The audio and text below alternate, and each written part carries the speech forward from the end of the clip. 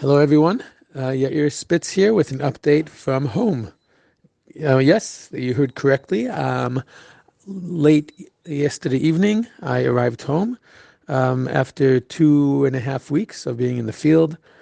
Each unit was given orders from higher up that they should start letting out soldiers and make sure that over the next X amount of time, as many soldiers as possible are able to go home for a day, day and a half, in order to freshen up, get new equipment, say hello to the family, and kind of come back with renewed energy. I have to say, one of the most amazing things that I've seen since the beginning of the war happened yesterday.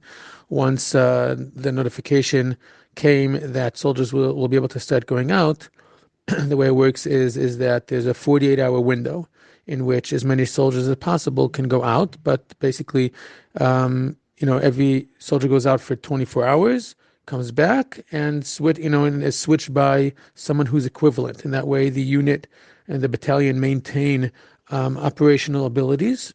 And everyone who goes out, their counterpart that has basically the same role, stays in, and then they switch. So, for instance, in our medical team, let's say there are 10 personnel. So five went out for one day, come back, and then I switch by the other five. And that's the general rule of how it works.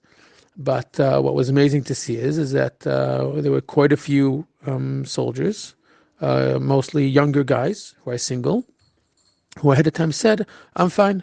I don't have a family, so it's not that important for me to go. You guys go, and who are going out for 24 hours, and you can take my 24 hours and take it and be home with your family for 48 hours. It's hard for me to describe what a huge, not concession, but what kind of, how significant that is. After being in the field for 2.5 weeks, it takes its toll on everyone. First and foremost, takes a physical toll, but also an emotional one.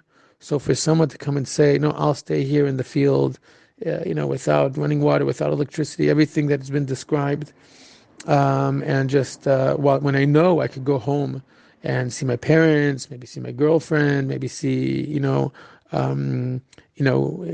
normally, shower normally, sleep on an actual mattress, and not be woken up repeatedly." It's really amazing, tremendous chesed that so many people, so many of the guys volunteered to do. And actually, there were also some individuals, let's see, one of the doctors who came and said, "I don't feel comfortable leaving the field at all." This is someone who has a family. He has 3 young kids, and he said, "I know I could go, but I don't want to leave my men. I don't want to leave the people who are staying here. I'll find a different time to go. But if so many people are leaving, I'm going to stay, and my wife will understand." And the truth is that between myself and myself, I was trying to think, maybe I should also stay, because the people are going to be staying. They need chizuk. They need. But I debated back and forth. But I decided that to be realistic, real with myself, to go home. So Nitza, and more importantly, the kids were able to see me. It's important. I actually got a call from some of the people in the higher ups in the Rabbanut Tzva'it, in the army rabbinate, who wanted to make sure that I'm going home. He said it's very important, and they expect me to go home for whatever amount of time is defined.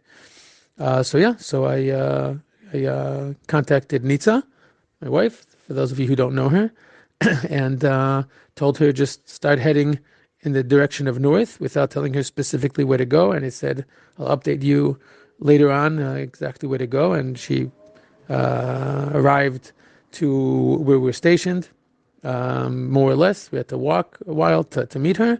So she took me and 4 other soldiers, dropped them off on the way in different places in Merkaz Haaretz.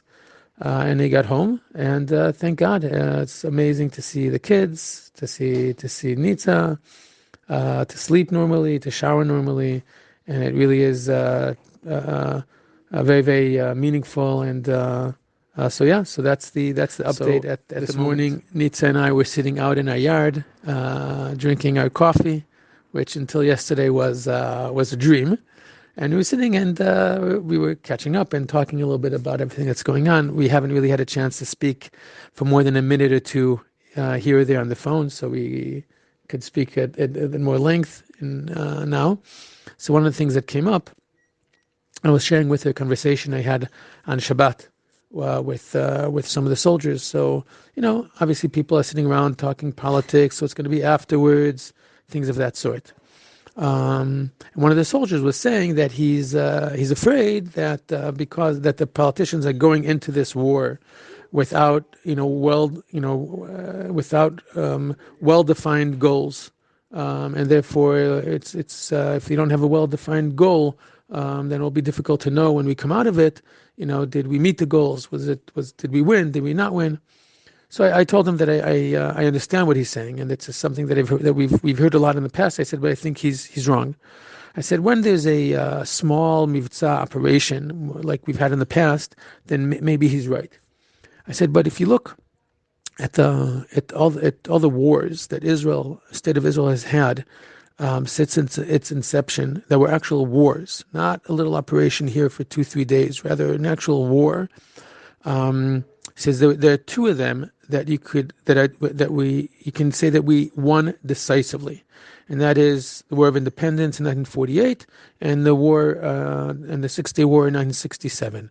Those two wars are wars which we look back at it, and unquestionably both us and our enemies would unequivocally say that we won those decisively. He said in both of those wars, neither one of those wars were the goals defined beforehand. Meaning before 1948, the state of Israel was willing to accept the separation plan, where Israel would have a tiny, tiny little country which was broken up with all these enclaves of Arab territory, and we went into 1948 with the hope that we would survive, that we just wouldn't be annihilated.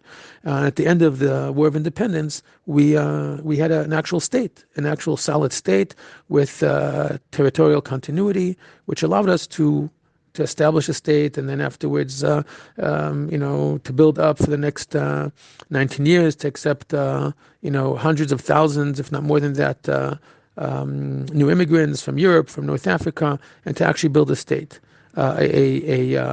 a strong, confident state that with an economy and everything that was needed, where the goal was just to not be annihilated. Truer for 1967, where the goal over there also was to prevent the massive armies that were gaining up on us from annihilating us. And in 6 days, obviously the miracle, and many miracles of the 6-Day War, that the territory of the state of Israel tripled.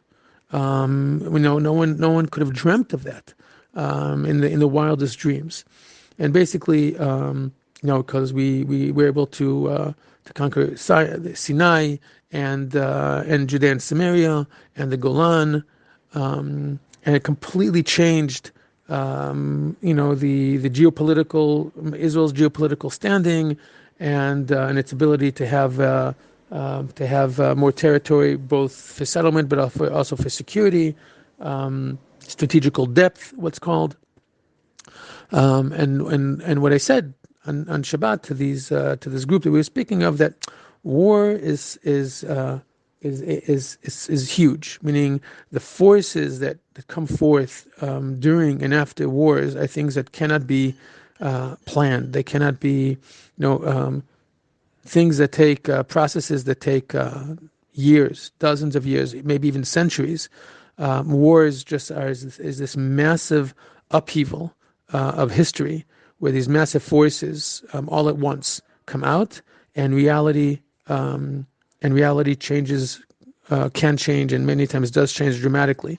We see this after World War I. We see this after World War II, that after a few years, terrible years in both World War I and obviously World War II, but the world changed. In the worlds, the world changed for the world.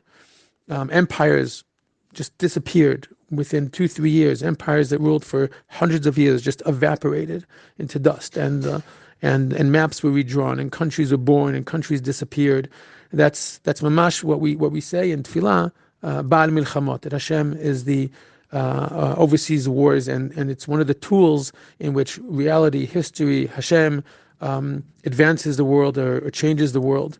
And this is what I said when we were sitting and talking about this, that I would like to think and believe, and I hope, and this is the way I see it, that this war is also looks to me like it's a paradigm changing war, and Be'ezrat Hashem, hopefully, this is what will come out of it, is something that it's difficult right now to come and say this is how it's going to end, and afterwards we're going to do A, we're going to do B, this is what they should do, we should do whatever, the politicians, and there's something very big happening. It started with something big, which was tragic, extremely tragic, but there's something very powerful that's been unleashed here, and I would like to think and believe that we will come out of it with a new reality which will progress us and push us forward to the same degree that 1948 did, the War of Independence did, and the Six-Day War did.